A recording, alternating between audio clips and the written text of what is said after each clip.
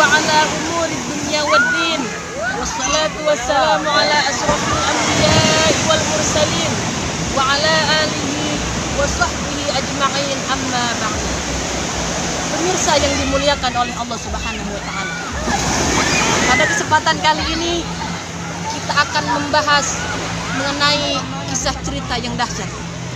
Kisah di mana ada seorang pemuda yang ditunjuk oleh Rasul untuk menjadi panglima perang.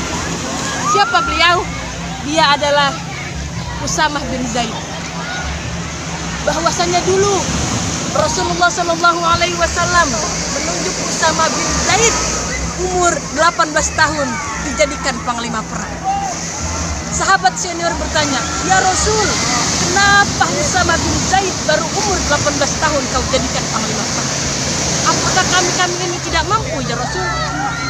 Apa jawab Rasul? Supaya ada kaderisasi dalam Islam. Sebab yang tua sudah pernah merasakan muda, tapi kalau yang muda belum pernah merasakan.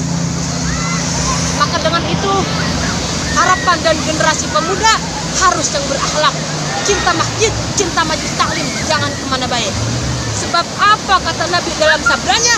Sab'atun yudhilluhumullah, 7 golongan yang akan mendapatkan naungan Allah yauma la zilla illa zilluh.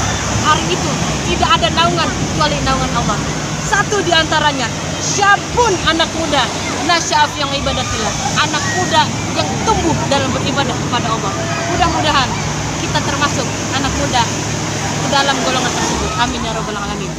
Sekian dari saya, Al-Faqirah Nur Hikmah, Banten, 8 Syawal 1440 Hijriah, bertepatan pada tanggal 12 Juni 2019 Miladiah. Sampai berjumpa di episode berikutnya. Wassalamualaikum warahmatullahi wabarakatuh.